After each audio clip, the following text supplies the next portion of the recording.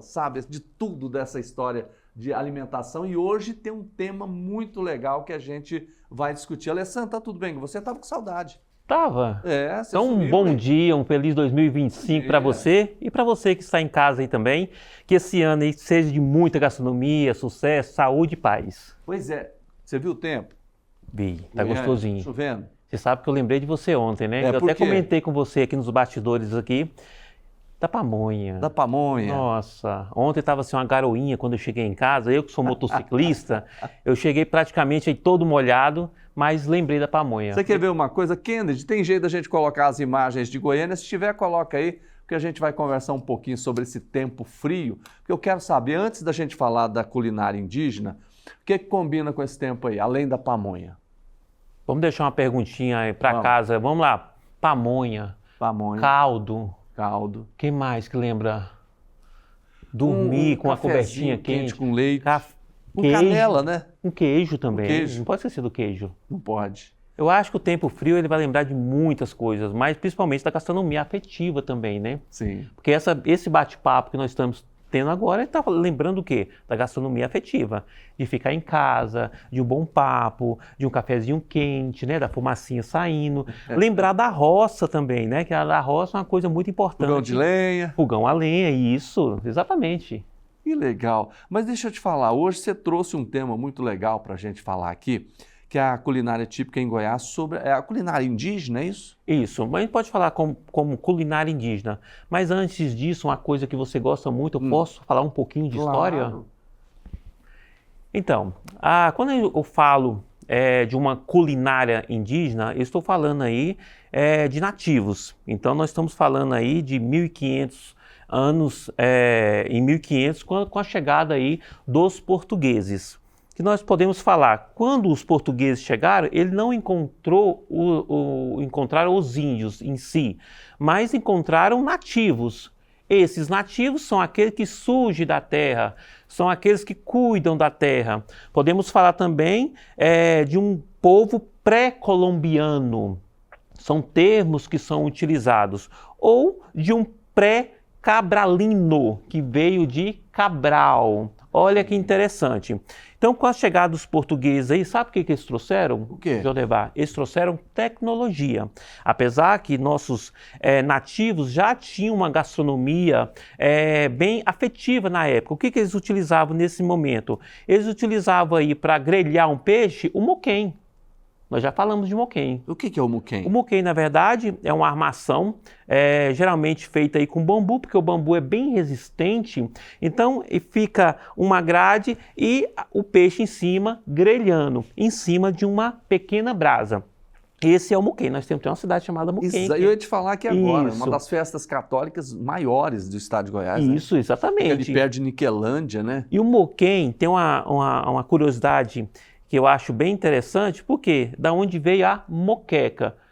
Lembrando que os portugueses trouxeram a tecnologia e junto em 1550 os africanos chegaram no Brasil, eles trouxeram o quê? O guisado.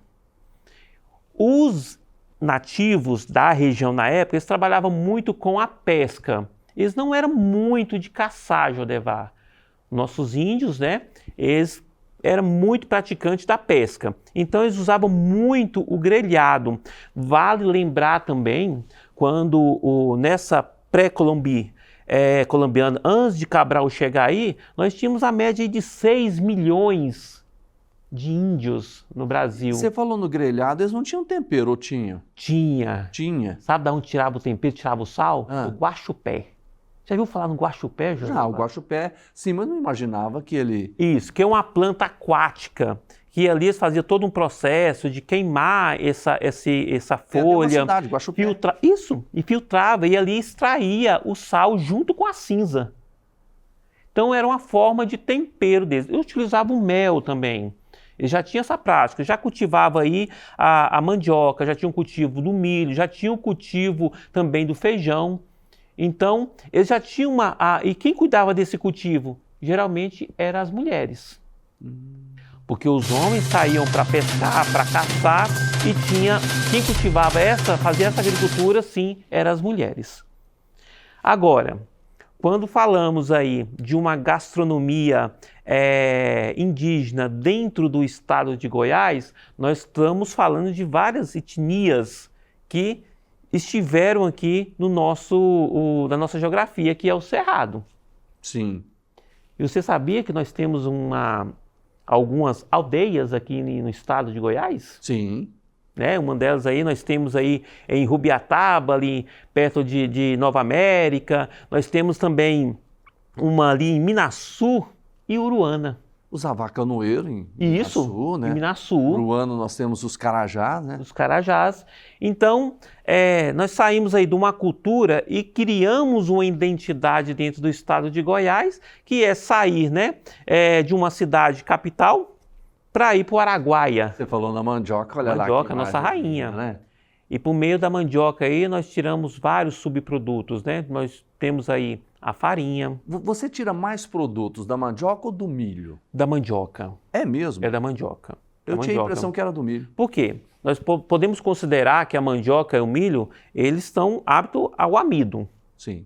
Nós temos até uma diferença aí entre a tapioca e o beiju, que muitas pessoas consideram igual. Mas qual que é a diferença da tapioca para o beiju? A tapioca, ela é uma goma. Como que é feita a tapioca? Acho que você que morou na roça já viu. Rala a mandioca, né? E coloca ali a água e ali vai descer. Eu ajudava a minha mãe a fazer polvilho. Isso. A fazer a farinha de mandioca. Essa é a goma. De milho. Agora, o beiju não. O beiju você rala a mandioca, que ela é meia grosseira, e você vai secar essa, que vai virar uma farinha. Mas se você secar totalmente no solo, vai virar farinha, certo? Mas deixando ela úmida, ela vai ir para a panela e fazer o beiju. Ele é mais grosseiro, tem um sabor mais destacado, diferente da tapioca que é bem fininho, que vira uma fécula ali. A gente fazia o beiju de milho naqueles tachos grandes, né? E aí colocava ali e ali se formando. Aí quando vem para a cidade, coloca manteiga, né? Coloca outros recheios aí. Olha lá. Olha que legal. Isso aí, ó. Tá vendo que a farinha ela é bem fininha? Essa aí vamos considerar que é uma tapioca. Isso é uma tapioca, né? É uma tapioca. Agora, se tivesse ali uma farinha mais grossa, né? Poderíamos considerar como beiju. Quando os índios faziam isso no início, não tinha panela de ferro. Não. Era feita na pedra. Na pedra. Na pedra. Mas, considerando a civilização indígena, nós temos aí alguns achados de cerâmica.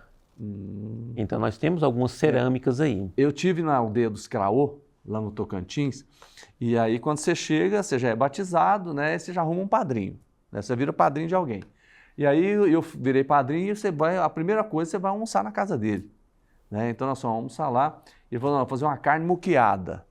Carne muqueada, eles colocam a madeira, colocam a pedra em cima, acende o fogo, a pedra fica quente. Aí eles colocam a carne lá em cima. Geralmente também tem uma técnica que é utilizada, que os índios utilizam muito, é você enrolar, né, o peixe aí, como eles são da pesca, enrolar esse peixe na folha de bananeira e enterrar e colocar a brasa por cima. Que é uma técnica também que é utilizada até hoje para quem gosta de pesca e vai para o Araguaia, você consegue ver isso.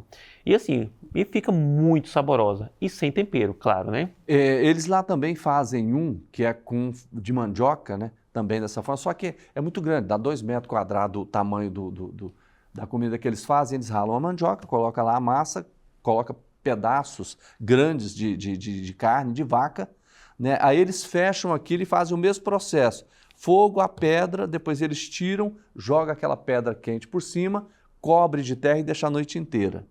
Aí quando é no outro dia, eles terminam isso quando o sol se põe, no outro dia, quando o sol nasce, eles já estão tirando. É um ritual. Eu vou lembrar o nome desse ritual e dessa comida. E depois eles tiram aqueles pedaços grandes, né, daquela, vamos dizer assim, como é que seria? Assado? Não, seria meio que cozido, né? Quando você utiliza duas técnicas como um calor seco e, como você está falando, um calor úmido, nós chamamos isso de braseado. Braseado. Brasear, porque você utiliza duas técnicas, tanto o calor seco, né, que no caso aí é a pedra, e depois vem aí o calor úmido que vai cozinhando a carne. Então é um braseado. Um braseado. E deixa eu te falar aqui, nós falando do beiju, nós falamos da tapioca, o que mais que a gente pode trazer de... Aí aqui, ó, pirão, farinha. Que vai utilizar farinha, porque utilizava, né, esse caldo do peixe já com a chegada dos africanos, porque os africanos trouxeram o guisado, os portugueses trouxeram a tecnologia. E nós temos aí os assados dos nossos nativos. Olha a riqueza, Jordevar, que foi construindo o Brasil, né? Nossa, eu lembro de uma curiosidade bem interessante aqui, acho que o professor Jefferson, que está aqui do lado, ele vai gostar disso, que Pero Vaz de Caminho, quando escreveu uma carta para o rei de Portugal, ele fala que quando soltou as aves, que no caso são as galinhas, os patos, né, a galinha de Angola, e o nosso porco, os índios assustaram e saíram correndo. Olha que interessante. Foi aonde aí teve uma troca, né? Teve uma troca, aonde o índio apontava para o colar que estavam os portugueses utilizando, apontava e apontava para o chão, falando que ali tinha ouro. Apontava para a roupa e falava que ali tinha vestimenta, que eles na época utilizavam os vestimentos ali de animais, como penas, né? Couro. Mas olha como o alimento, esse novo alimento chegou no litoral, que no caso em Porto Seguro, e os índios, olha como eles ficaram assustados com esses animais. Porque hoje é normal você ver uma galinha, ver um porco, você pensa que é nosso, mas não, veio de fora. Então é a cultura de fora. Quando eu falo do empadão, como eu já falei aqui, praticamente o que é nosso dentro do empadão? Palmito. Sim. Ou piqui, mas quando você fala de uma linguicinha que está lá dentro, quando você fala de um queijo, porque a vaca veio de fora, né, que vem o leite, quando você fala aí de uma carne suína, de uma azeitona, você está vendo de quê? Vindo de uma cultura... Tudo de fora, né? Tudo de fora.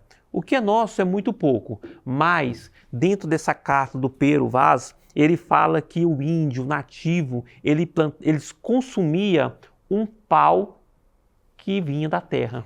Mandioca. Mandioca, que é a nossa rainha. Agora você pensa essa carta chegando no rei de Portugal. Meu Deus, como assim, né? Vai comer pau como que nasce da mandioca. Mas foi a forma de falar como que esse alimento era importante dentro da aldeia ali, dos nativos. Que eram. Como era, né? E como era. E para nós também, né? Isso. E assim, além da mandioca também nós temos o milho também, que veio aí o curau, que já e esse também é nosso. É nosso, é nosso. Na verdade, o milho, quando você vem da América do Norte ali, desce, principalmente na América Central e desce para a América do Sul, você vê aí uma gigantesca variedade de milho, principalmente ali naquele território da América Central, onde nós tínhamos 3 povos importantes, que eram os maias, astecas e incas. Sim. Que lá você pode encontrar o milho na cor preta, roxo, amarelo, né? Aqui não. Mas essa cultura veio daí. Nós temos aí índice de civilização dentro do estado de Goiás, como você sabe, de 12 mil anos atrás. Agora, uma pergunta para você. O arroz e o feijão são de fora? O arroz oriental. Oriental. O feijão africano, mas Jordevar, tinha alguns tipos e espécies de feijões quando chegou no Brasil. Eles não sabem quais são esses tipos, porque logo em seguida, né, com a chegada dos jesuítas também, eles trouxeram muito essa alimentação. Eu fico curioso também, aqui nós estamos falando como é que descobriram esses processos, a pipoca. Né? Porque você tem um milho normal, o milho da pipoca é diferente. Tem uma curiosidade que que está aqui na nossa lista. Isso, que o nativo, ele descuidou desse milho da pipoca, né, e deixou cair na brasa. E essa pipoca estourou. Deve ter levado um susto. Todo mundo saiu correndo. É daí onde surgiu a pipoca, né? Sim. Às vezes muitas coisas acontecem pelos acidentes da vida, né? Pelos acidentes. Que a pipoca também é um nome indígena, né? É a coisa que estoura. Ah, é? É uma coisa que estoura. Olha só, gente. Gastronomia é cultura, professor, tá vendo, né? Como eu gosto de trazer o Alessandro para a gente falar, eu aprendo demais com ele essa culinária, e principalmente o aspecto afetivo da culinária, né? Que é muito bom, né? Lembra, eu estava falando daquela comida que os índios fazem, os craô, eu lembrei, chama paparuto. Paparuto. Depois você pesquisa. E nós temos uma Provavelmente você bebida já sabe. também, nós temos uma bebida também chamada, feita da mandioca também, que chama cauim. É? Cauim. Olha como O que acontece? Eles serve pra tudo, mastigam essa mandioca e jogam para dentro do tacho. Então a saliva, ela vai fermentar essa mandioca, onde vai gerar um líquido. Aí esse líquido, que é o cauim, né? Ele tem álcool. Então é a bebida deles, chamada cauim. Tá certo. Alessandro, obrigado demais pela sua participação com a gente aqui. Foi muito bom a gente falar da culinária afetiva e falar dessa questão também da comida indígena, né? É muito bom falar da gastronomia, né, Jodevar?